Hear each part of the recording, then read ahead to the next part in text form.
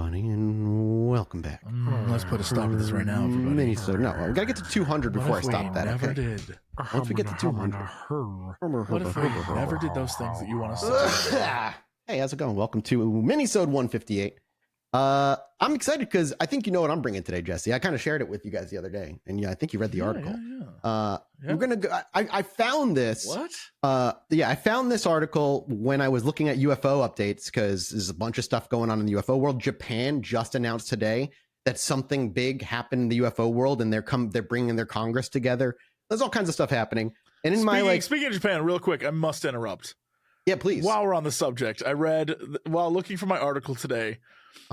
I read the funniest thing on Reddit. It made me laugh so hard. Where it was this guy talking about how his wife, or maybe girlfriend, about to be future wife, is mad at him because he went to Japan, and while he was there, he got a non-sexual. He says non-sexual multiple times in this, just so we're aware. A non-sexual massage of his groin area to release tension, and he explained it in great detail. He's like, that's the thing. He never said that, but he says she got in there, she massaged my balls. Of course she had to do some other things down there, but it was about tension release, And his girlfriend / future wife is like, "What are you doing?" And he's like, "I think she's leaving me, dude." Was he like a Victorian wife in the 1890s? Well, because he said to her, "I'm going to go get a massage in Japan," and then said what the massage was.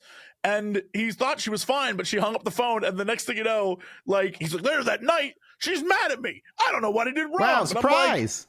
I can think of so many things he did wrong, my man. I think we have one really big thing he did wrong. Anyway, sorry to interrupt, but talk to your talk to your partners. Absolutely. So this is something that actually was from 2019. Again, I kind of discovered it in my weird alien reading I do almost all the time. And the headline is kind of weird, but it's scientists build a machine to see all possible futures.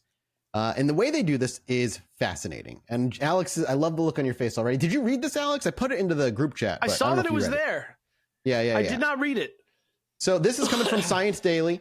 And they say researchers have implemented a prototype quantum device that can generate and analyze a quantum superposition of possible futures. Using a novel quantum algorithm, the possible outcomes of a decision process are encoded as a superposition of different photon locations. And using interferometry, the team show that it is possible to conduct a search through the set of possible futures without looking at each future individually. Ugh. What does that mean? I'm just gonna read the article and hopefully it makes sense by the end. So they go, when we think about the future, we are confronted by a vast array of possibilities, explains Assistant Professor Mile Gu of NTU Singapore, who led development of the quantum algorithm that underpins the prototype. These possibilities grow exponentially as we go deeper into the future. For instance, even if we have only 2 possibilities to choose from each minute, in less than half an hour, there are over 14 million possible futures. And then in less than a day, the number exceeds the number of atoms in the universe. It seems like it would be instant, doesn't it? What do you mean? Like the creation of possible futures?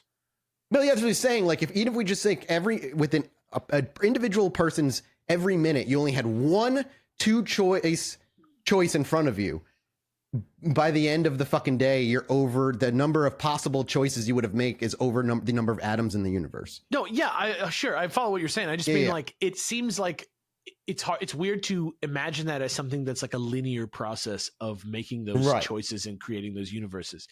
You think it'd be more accurate to describe it as like an explosion of instances. You know what I'm saying? I don't know how to describe that better. We'll talk. I mean, it all has to do with how positrons and electrons travel.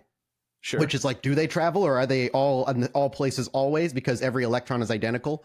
Right. But basically they say to realize this scheme, they joined forces with the experimental group led by Professor Jeff Pride at Griffith University. And together, the team implemented a specially devised photonic quantum information processor in which the potential future outcomes of a decision process are represented by the locations of photons, quantum particles of light.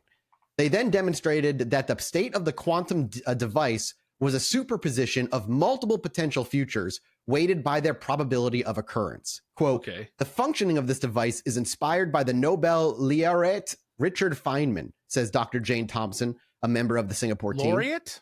Laureate? Yeah, I don't. That means they've won the Nobel Prize or something. Yeah, I figured it meant the Nobel Prize, yeah. When Feynman started studying quantum physics, he realized that when a particle travels from point A to point B, it does not necessarily follow a single path. Instead, it simultaneously traverses all possible paths connecting to said point. Our work extends this phenomenon and harnesses it for modeling statistical futures. The machine has already demonstrated one application measuring how much our bias towards a specific choice in the present impacts the future. Quote, our approach is to synthesize a quantum superposition of all possible futures for each bias, explains Farzad Ghaffari, a member of the experimental team. Quote, by interfering these superpositions with each other, we can completely avoid looking at each possible future individually. In fact, many current artificial intelligence algorithms learn by seeing how small changes in their behavior can lead to different outcomes. So our techniques may enable quantum-enhanced AIs to learn the effect of their actions much more efficiently. How do they measure the correctedness? I don't know. They continue to say the team notes while their present prototype simulates at most 16 futures simultaneously, the underlying quantum algorithm in the principle can scale without bound. And that's why they're so excited, because it can just be scaled. It should be able to be scaled up infinitely. And that's kind of where they leave it. Though? Yeah, what's the complexity of like a future? I don't know. I think so. They're measuring where the photons can possibly be, and it's the idea of so quantum superposition is the idea of something can be in two states at once. So we've talked about it before. The 16 microgram sapphire, it was both moving and not moving at the very same time, which should be impossible, but it is. Go ahead, Jesse. No, I'm just so. Let me dumb this down. Yeah. Doctor Strange had to see 14 million versions of the future, and he found one in which he could save the world. And then they use that information to save the world. In this scenario, what are we using this information to do? Good question. Decide I don't know. What is it? Decide where photons are going to be. Like he shakes violently and sees the future. What do we get out of this? Like, okay, so it predicts that, there's different futures. I can do that. What does this do? It doesn't tell us what those futures are, does it? So what is the just in the context of photons? What it's doing is it's not like looking at a future like reality. It's watching the photons doing in all different directions and how that might change, I guess, reality on a quantum level, but I don't really know. What I'm asking is, with the information they've gathered, what is step 2? Because this is like, okay, cool, but like, what is the purpose? What does this tell us? Where are we going from here? So what they say, the last quote we have, they say, it's very exciting. This is what makes the field so exciting. It's very reminiscent of classical computers in the 1960s. Just as few could imagine the many uses of classical computers in the 60s, they say we're still very much in the dark about what quantum computers can do. Each discovery of a new application further impetus for their technological development. So I think they're looking specifically at quantum computers, and really the difference, from my understanding, between a computer that we have now and a quantum computer, our computers operate on 1 or 0, either or. A quantum computer operates both simultaneously as though they're both true, so they can run like huge amounts of just like numbers and shit in a fraction of a second. I think I read one scientist in an interview. She's like something about like multiple millions of like mathematical extrapolation stuff can all be run through a quantum computer in like a day that would take a normal computer decades or centuries. It sounds like a comic book. Like it sounds like science fiction. It's where we're at. You're like, most computers are on 1s and 0s, but this and that was is from like 2019, mind you. That article I read you was from 4 years ago. So what you're saying is we are ever closer to getting real world holodecks. I believe is where this is headed. I mean, can predict the future and can also be physical. Quantum computing but also, you need for a holodeck because like you can do anything. 100%. Yeah, you would have, like quantum computing is going to be hard to like understand. I think until we get we see a really full computer my quantum finished. Graphics card? That's my question. That's the 4090. Yeah, will it make Cyberpunk look better? Question mark. No, but it might be able to make Cyberpunk like simulate better. Can I jack into the Matrix of Cyberpunk 2077? Yeah. I don't want to. So the Jesse NPC could be like romanceable simply because of the upscales. quantum computer. Oh well, that's creepy. No, that's creepy. That's all I got. I just think it's cool. I like that you did something about predicting the future, though, because I got this piece from the Akron Beacon Journal here by Mark J. Price about predictions from 100 years ago about how life would be in 2023 by like. I love these things. I love when the old-timey people are like, they'll have shoes that'll allow them to fly. Yeah. So this is all from 1923, right? And this is from a scientist from New York called Charles P. Steinmetz, who was very excited about the prospects of electricity. He thought that we would have 4-hour workdays because electric power would create a utopian society that freed us from hard labor. He's quoted as saying, cool. Yeah, he was quoted as saying, the time is coming at the present rate of world progress when there will no longer be back-breaking drudgery, and when people will work not for more than 4 hours a day. The rest of the time we'll be able to follow our natural bent. And he says that even though we will be free to do stuff, leisure is like still going to be a thing. Leisure will be occupied in productive diversions, satisfying the particular instincts of the individual. We will be more collectivistic in the operation of our essential productive life and more individualistic in the pursuit of personal happiness and contentment. Leisure will stimulate educational interests in every conceivable direction. He wasn't wrong about that. I guess not. Why do I feel like this is less representative of the United States and more like some sort of Northern European country? You know what I mean? Like it just feels... because you're imagining Nikola Tesla saying this. You're imagining the actor who played Nikola Tesla in Doctor Who is saying this. Yeah, I like in concept, absolutely, this could have been the future, but in reality, people likes their money and they love ripping off everyone else. So here we are. There's another guy, Archibald Lowe from England, who said that there would be a device that London businessmen would use to simplify work. He said, in 100 years' time, you will be able to chat in comfort over a telephone that can be used in his car, his house, or his train. He will not hear a squeaky voice saying "what" every few minutes. Probably it will be possible for him to see the person to whom he is talking. And if he desires to make notes, that will be read immediately in a book situated miles away. Which he's right about. Oh, yeah, they got that right.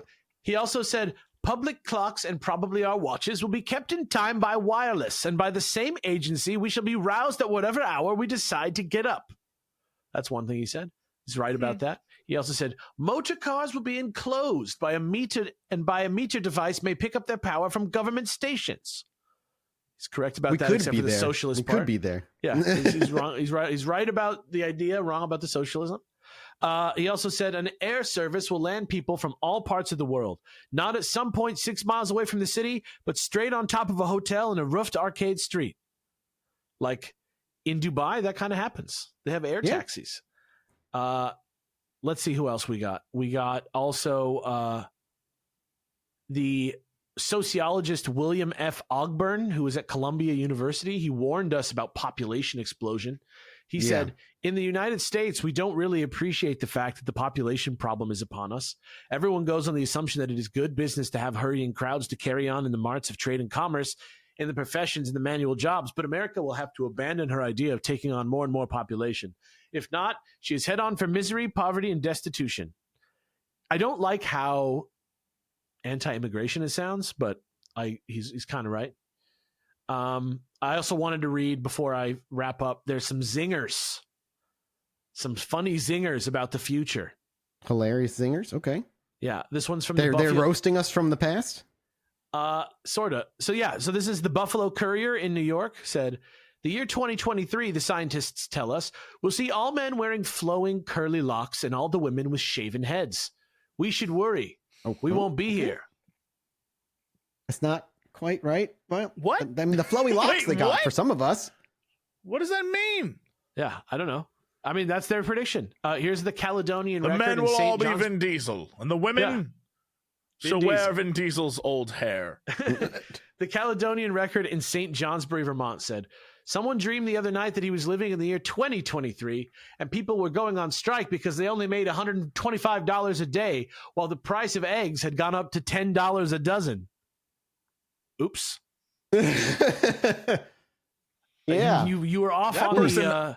makes me believe that they're like, you know what? I think that person did see the future. Yeah, except for the $125 a day part. The Columbus Daily Advocate in Kansas. By the year 2023, it is said that the women will be running all the businesses of the country, but there won't be any business to run by that time, judging by the way they are burning up gasoline in 1923. What question for you? Hold on. How much do they say you make a day? I'm obsessed with this now. What was it? $125. I mean, that's $125 an hour is $70 an hour, 8 hours. That's $136 a day. True. Yeah, $17 an hour doesn't happen anywhere outside of California. It's accurate. $17 an hour doesn't happen anywhere outside of California. Yeah, that's true. That's what they're trying to do. I'm saying that's what 17 is $136 or something like that out here in Texas. Right. So if it's $10, still $10, you know. And the eggs were that expensive. Then they were that expensive.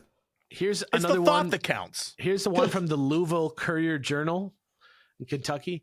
They were excavating in the year 2023. What a wealth of possessions this ruler had, declared one scientist. Ruler. What was his name? Asked another. The inscription says 10-cent store. Get it? 10-cent store? 10-cent store. 100 years ago, 100 years in the future, we're going to think 10-cent store was the name of a ruler rather than the name of a store. We're all cave people. They forgot this joke is older than branding. This next one is the Racine Journal-Times in Wisconsin. This is the last one. It says, what is the use of predicting what the world will be 100 years hence?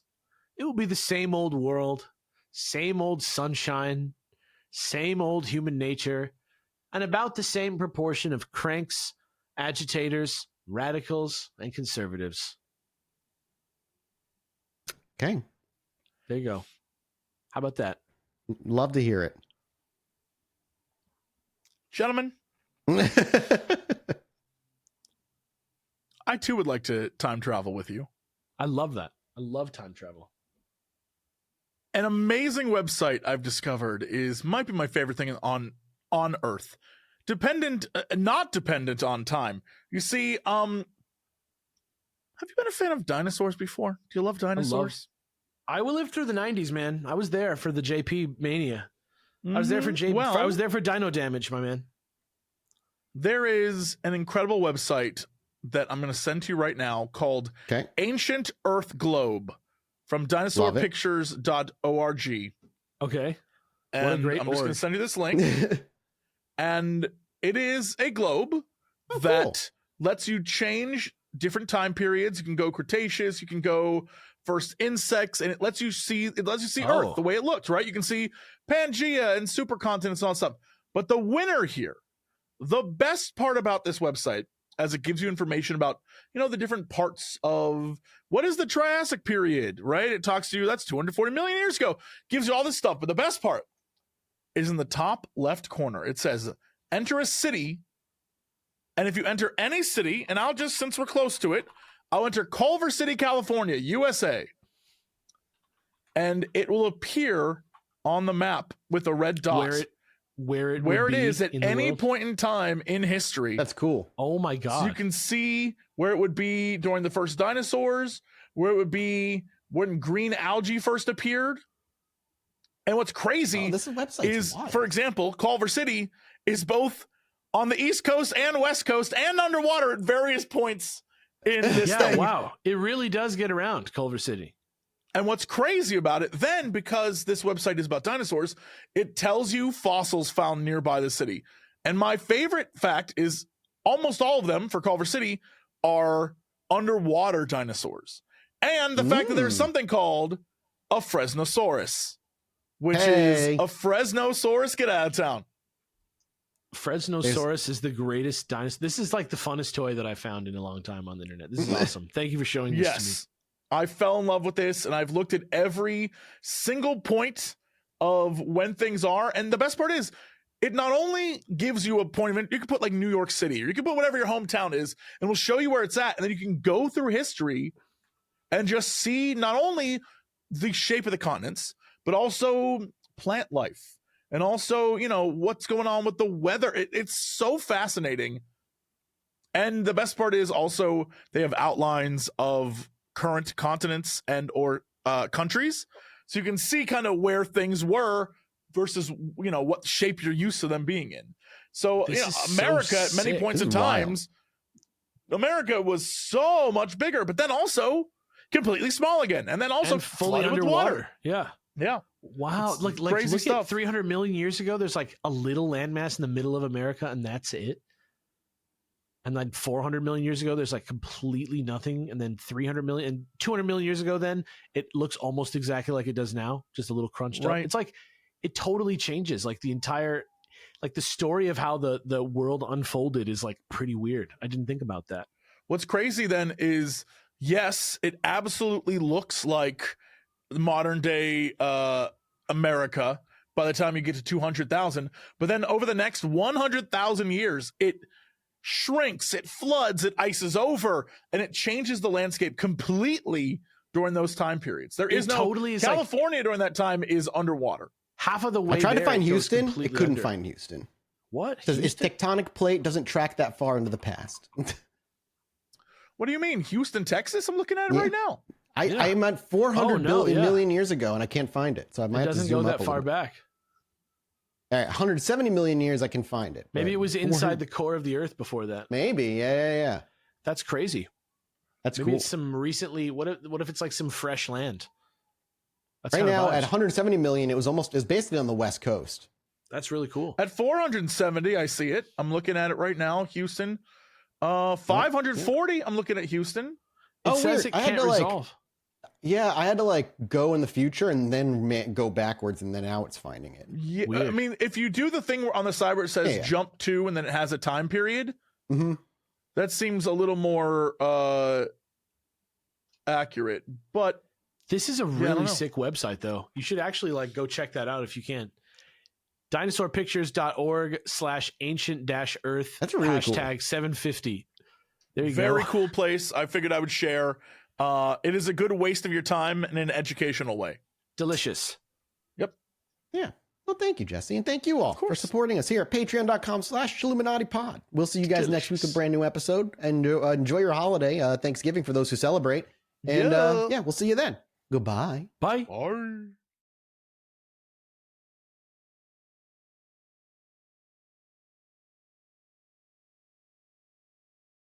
Hello, everybody, and welcome back to another mini-sode. How you doing? I want to go on record and say I disapprove of this. Yeah, you've been on record a lot saying that exact same thing, I think. And I will continue to do so. Fair enough. Hey, everybody, how's it going? Welcome to the mini-sode. Someone's got to be the guy who says, this isn't real.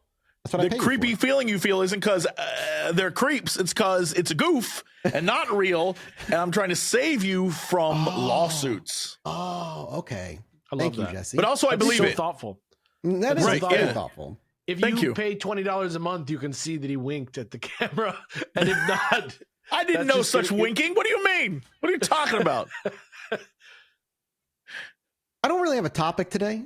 I just have to put a message out there right now. Okay. So we're going to UFO world for a minute, and I thought that was a place we were going, and I was so excited to do a show on the road. Oh man, that'd be so fucking cool if there was a UFO world we could go to. Why do we always say we're going to go do a thing and then it never happens? Do I have to make this happen? Well, I live in Texas, so that makes it difficult. That's where all the aliens are anyway. We could go to the brothel where the ghosts sexually harass you. We could go look at those ranches where all the UFOs are at. We could go to. We will be Austin. Okay. They keep it weird. We'll make at least one of those strange things happen. Yeah, we definitely will. However, the UFO fans out there, I just have to send them another fucking message of disappointment. My dudes, there's a lot going on in the UFO world right now with Grush and the skiff hearings and all that stuff. And right now, people are obsessed once again with the fucking MH370 flight disappearance video. Baby. It's on Reddit. Not only is it back, but it's back and people believe it. And so I get it. You're upset, right? You guys know who Corridor Crew is on YouTube? Yep. So they went and they did a debunking of it. And, even if you disagree with everything that they say in that video, there is one piece of evidence that is so irrefutable that there makes them right regardless of how you feel about them. They found the stock footage of that blip that happens when the airplane gets teleported away by the glowing orbs. Not only that, they overlay it on top of the video, and they find little specks and stuff that are like just around that match up 1-to-1. It is a fake video. Like, I don't know why this is. That's just so damning. There's no. They call them, like, they keep people on Reddit especially calling like Quarter Crew like misinformation agents, CIA plants, etc. I'm sorry that they fooled you a few months ago with the UFO video that like they were trying to show you how easy it is to fool you and made you mad. But they're right. They're right. Yeah, they're literally we right direct about everyone what they're to our saying. previous video about doubling down on really stupid shit. Like, it's okay to be wrong, y'all. Yeah, things like, I refuse to watch this video, they don't deserve my view. Homie, they found the evidence. Like, it's not even, you can't argue it. You can't argue it. And they reference like a podcast or two that like tries to debunk the debunk for like an hour and a half. Like, why aren't those the misinformation agents, guys? Why are those guys not the ones that are like leading you astray? Because people like to believe what they already believe. That's it. It just sucks because I watched the video and I watched them. And it's like the footage. It's the footage of like that teleportation effect. And they found where it comes from. Like, it's a stock footage thing. That just seems definitive to me, right? Like, it is definitive. It is. Yeah. So stop focusing on it. There's so much more going on right now. What was the name of this flight? MH370. There's a I think lot it's of. the Malaysian Can we one? like hijack all this and be like, news report about M83? Their saxophone continues to play at the end of the song. Yeah, we hijack it and like the saxophonist has gone missing. We have this blip and it's just like him. He just blips out of the way. He's just gone. Yeah.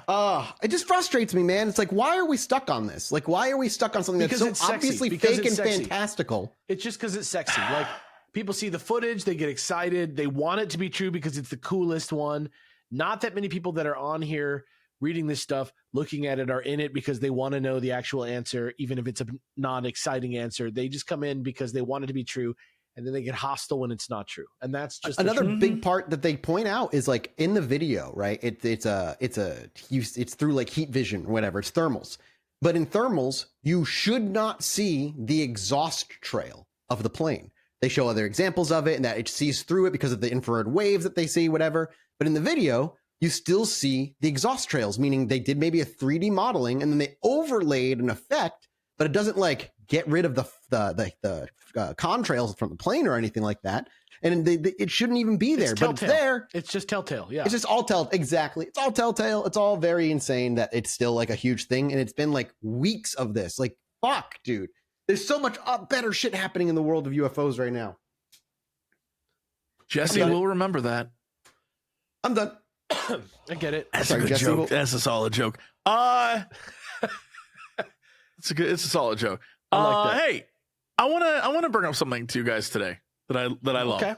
And this is a topic that I don't know how often we've talked about this, but I love it to death. So Forbes had an article about the Mandela effect, which, as I'm sure many of you, probably hopefully all of you know, was an anti-apartheid South African activist who spent 27 years in prison before he was released and then became president and then finally passed away in 2013. But for many people, they recall vividly that he died in prison in the 80s. What is up with that?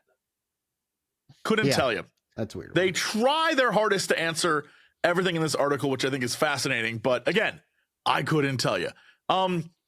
This mind-boggling phenomenon is sort of like a massive collective belief that an event or a fact is true when it is certainly not true. That's the Mandela effect. Most likely due to faulty memory. Essentially, yeah. It's when people talk about Berenstain versus Berenstein Bears. Right? That kind of thing. That gets me. That's the one that gets me because I grew up with a lot of that, and I always thought it was EIN, dude.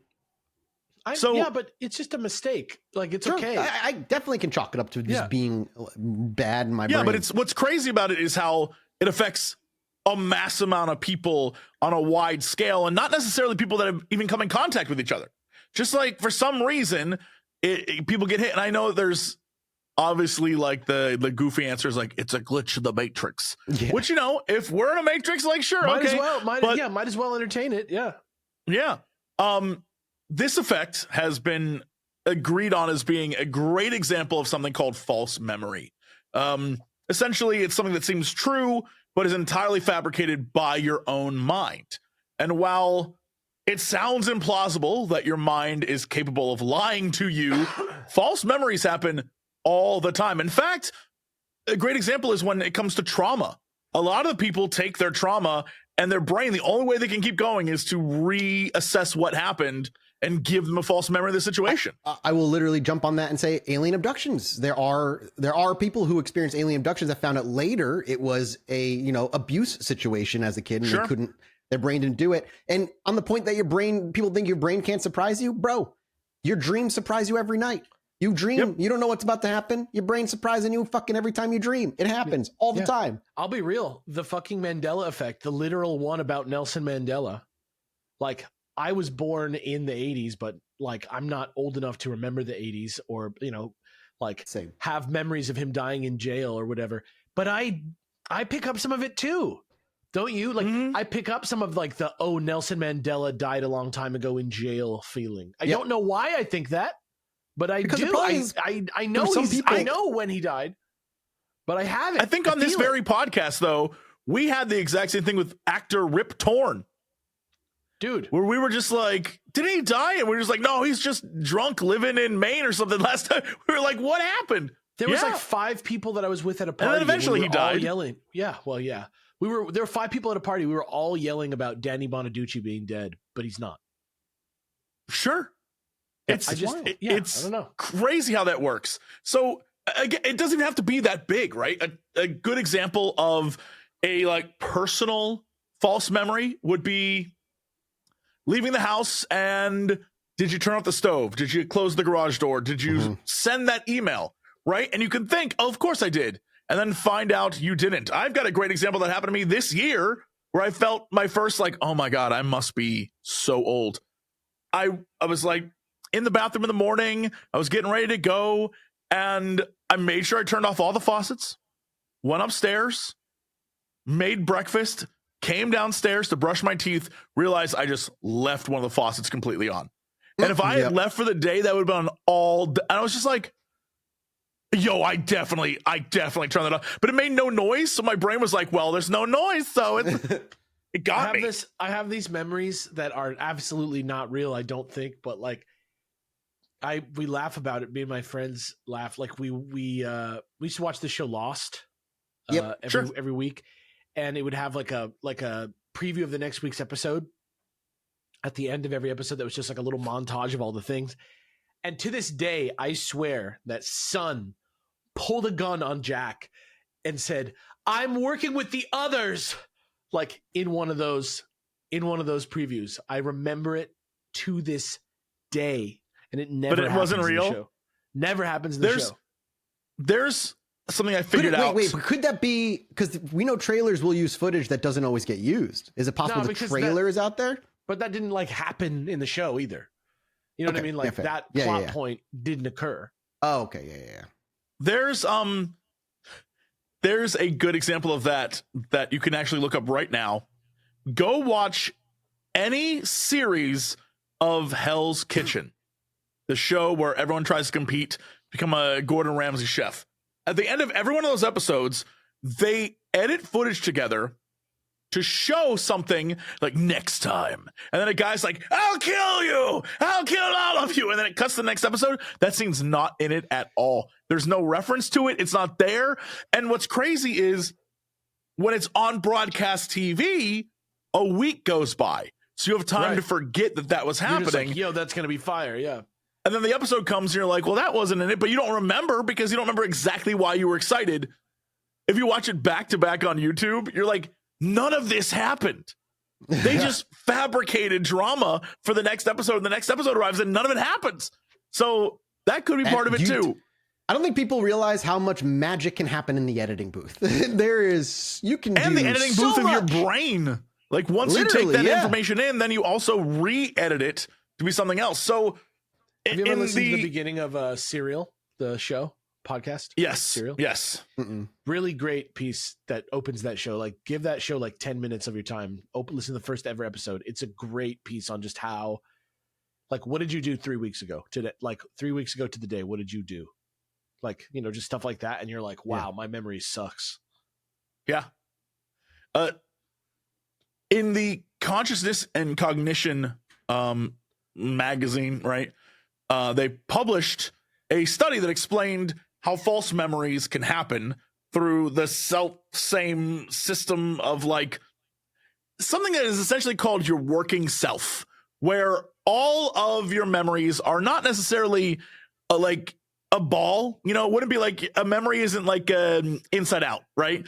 It's instead multiple little threads connected to an idea.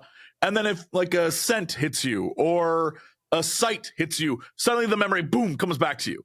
And so you pull on the little thread. That's how it works. And so the working self takes cues from all sorts of different things to build the memory. And it not only helps you reconstruct memories, but also it helps you to sort of imagine what something could be based on past memories and combining memories together. So it's like you pull on one thing and another thing. Yeah. And your brain can be like, okay, what would based on things that occurred before, what's the possibility of X, Y, and Z happening? And that's really how we grow as a human being. So crazy. And so our brain like does that without us thinking about it. Yeah, absolutely. Like it is so much more fascinating than we give it credit for. So, it's explained in this article that then, for reasons we don't understand, which I love the fact that they're just like, look, we don't get this. Our brain malfunctions sometimes, and our memory malfunctions a lot of the time. In fact, it's argued that every single memory we have, to some degree, has a bit of falseness to it. Like AI. Because our brain is like, we're kind of just storing stuff. And then when we recall it, we're recalling the bits we stored and then filling in the rest. And that's why memory isn't oftentimes the most reliable thing. And so the Mandela effect could be this on a collective level. A great example that I'll just hit you guys with is describe Mr. Monopoly for me. The guy on the Monopoly. Man, white mustache, pretty featureless, just like a circle man with a mustache, a top hat. He kind of looks like the Pringles guy. Yeah, kind of Pringly man. He's got like a coat with tails on. Now, I have an image of him running with a bag of money, but I think that's just on a card. I don't think that's actually him. He may or may not have like a monocle. I can't remember. I don't think he does. So you guys were tipping on the edge there. Yeah. When asked to describe the Monopoly man, many people would say older gentleman with a cane, top hat, and monocle. However, there's never been an iteration of him with a monocle, yet countless people swear that he had a monocle. That's another crazy. Great one is Looney Tunes. Who else wears a cane, a top hat, and a monocle, though? Mr. Peanut. Of course, yeah. Looney Tunes. I wonder if that's how do you spell Looney Tunes? Looney. Yeah. Tunes. The tunes is the thing. How do you spell it? Yeah. Is it TUNES? I think it's TUNES. It is and has always been Looney Tunes. TUNES. Because it's a cartoon, a lot of people when they write it or think it or remember it, they spell it TOONS. Because of course. Same thing for Sex in the City is actually Sex and the City. Ooh, and then I didn't know that. One that is something that I think we all probably know is Darth Vader's classic line, Luke, I am your father, is of course not Luke, I am your father. It is, no, I am your father. And your father. And the thing is, I thought about that last one because I think I have that last one at least figured out. So when we collectively as a society have these Mandela effect things happen to us, I would posit that's because another collective event happened that replaced the original memory. And so a great example is Luke, I'm your father is not the line from Empire Strikes Back, but it is every single time in a movie after that said that way. Because a great example is the movie Tommy Boy. In Tommy Boy, when Chris Farley is talking into the fan, he's going, Luke, I'm your father. And the reason why is because In another film, you have to say, Luke, I'm your father. Otherwise, it makes no sense just to say, I am your father. Yeah, there's no... Yeah. And so they kept saying it, and so we just all assumed, Luke, I'm your father is the line, and it became the collective Mandela effect of like, oh, we weren't really thinking. And I have to believe that's what it is. Yeah. You're kind of bringing some Obi-Wan Kenobi to it. Luke. You know, you kind of bringing Yeah, you're bringing a lot of things to it. Yeah. But the best part is the last paragraph. I think it's, once again, proves why I love science. It's so good. It's like, the Mandela effect remains a perplexing enigma, challenging the limits of our understanding. It defies conventional explanations, leaving a profound mystery in its wake. And research on the matter merely scratches the surface of its inexplicable nature. Attempts to grasp its essence seem only to have led to conspiracy-like theories, hinting at uncharted territories lying beyond the scope of current scientific comprehension, standing testament to the mind's capacity for peculiarities that continue to elude our grasp. Is that a long way of saying we don't know? Yeah. I love how it's just so well written, but it's also like, we don't know. So here's some words. A conflagration of infinitesimal manflapulation. Yep. Here's what I got for you. It was Thanksgiving this week. It was. And I was thinking of that movie Thanksgiving by Eli Roth. That's like a horror movie. I haven't seen it yet, but I'm gonna. And I was like, there's a giant billboard every time I drive to the office right in front of me. And I'm like, is there a scary Thanksgiving story out there that I could find that was real? I mean, for the natives, probably. Yeah, there's a lot. I would have to imagine, but sure. I don't know, like Thanksgiving Day, like classic ghost story. Is there one? I found this story from thedeadhistory.com by Jennifer Jones. It's called The Thanksgiving Ghost, and I'm just going to read it. It's going to be good. I'm the Thanksgiving Ghost. This is the best one I could find, and I thought this was kind of a neat story. On Thanksgiving Day, 1902, a southbound train was nearing Geneva, New York, and came upon the Marsh Bridge. As the train approached the bridge, the engineer and firemen on board heard a piercing scream. When they looked up, they saw a white figure standing to the east of the bridge, frantically waving its arms. The engineer brought the train to a stop, and as he did so, they heard another scream, and the phantom disappeared before their eyes. The two men got out of the train and inspected the track and surrounding area for the screaming weirdo they saw just moments before. Nothing was out of place on the track, and there was no sign of any person or thing nearby. As they started across the bridge, they heard the shriek one final time. The train pulled into the station, and the men shared their odd experience with the other railroad workers. They learned that there was an accident at that bridge years prior. The engineer and fireman both died when the train went off of Marsh Bridge. The article said that the fireman's body was lost to quicksand and never recovered. Ever since that accident, a shrieking phantom is said to be spotted on this bridge every year around Thanksgiving Day. Okay, so that's the story. And she says, let me tell you, did any of this really happen? It was not easy to try and figure out if the events mentioned in the article from 1902 really happened or where it happened. I was starting to think it was all just urban legend, but I did find an actual event that very closely matches the details in this story. On March 29th, 1873, a train left Syracuse at 7:45 p.m. heading towards Rochester on the Auburn Road. Within a half mile of the town of Geneva, the train ran into a sluice of water which had washed out a bridge over Marsh Creek. The locomotive, tender, and baggage car fell off the track and down into the floodwaters. They practically disappeared under the water. Amazingly, the passenger car stayed on the track, and none of the passengers and the rest of the crew were seriously injured. The same could not be said for the engineer and fireman. Both disappeared, and due to the raging water, attempts to locate their bodies could not be made immediately. The body of the engineer, Ignatius Buelti, was found on the afternoon of Sunday, March 30th, and the body of the fireman, Augustus Sipple, was found quite a distance away on the 31st of March.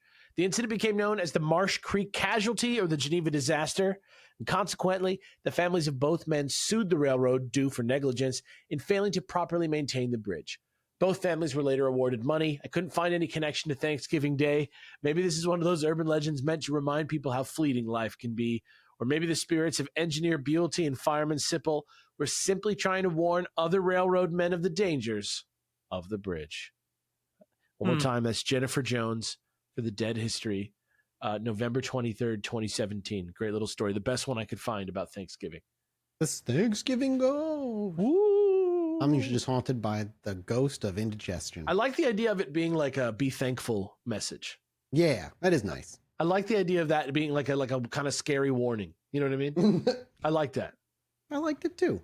Thanks for leaving us on this little holiday ghost tale. Very spooky. I hope you guys got a lot of mashed potatoes. Oh, got so much mashed potatoes. We'll be back next week with another episode of a mini-sode, something or other here. Thank you guys so much for supporting us and for joining us. We'll see you next time. Goodbye. Bye.